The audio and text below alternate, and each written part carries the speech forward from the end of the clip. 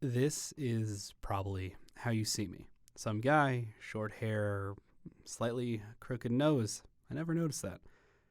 But this is how I see you. See that weird static effect? Yeah, we got rid of this after the satellite broadcasting, but this is the day-to-day experience for me going back as far as I can remember. Here, let me explain. It's called visual snow. The way your brain processes images is complex. It has to do with rods and cones, then your mind processes the visual data. At this point, my brain gets a little quirky.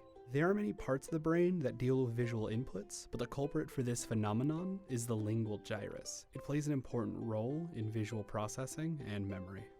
What's going on in my noggin is that this little guy is hyperactive, so the signal, so to speak, is noisy, thus the snow.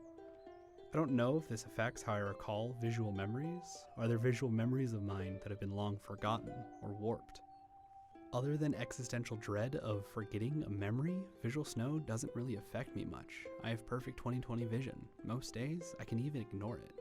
Though, there are still some moments in my life it has granted me a unique and all to my own way of visually experiencing the world. One of the first must have been around the 4th grade, back when art class was an escape from reading and long essays. I don't remember what we were drawing, but I do remember was my art teacher helping a student correcting some bad line work, when suddenly she glanced over to answer another student's question. Clear as day, I saw a shimmer or shadow or something of her still looking at the paper while she was drawing. I thought this meant I could see auras. That aura turns out to be what's called illusory palinopsia. It's common if you have visual snow. I've found it difficult to recreate visually. It's a thin shimmer around everything that just hangs there. Most days, I hardly notice anything is different at all. It's something that just kinda overlays my everyday experience. On one hand, I wonder if it'll have an effect on my future in film. Can I be a good cinematographer if I can't tell if the grain I see is from the footage or just the day-to-day visual snow? There really isn't any way for me to know for sure unless I constantly ask someone else. No one wants that, most of all me. The thing is that I don't even have to worry about that either. If at any point in the future this constant static would become a problem, it will likely be long gone by then.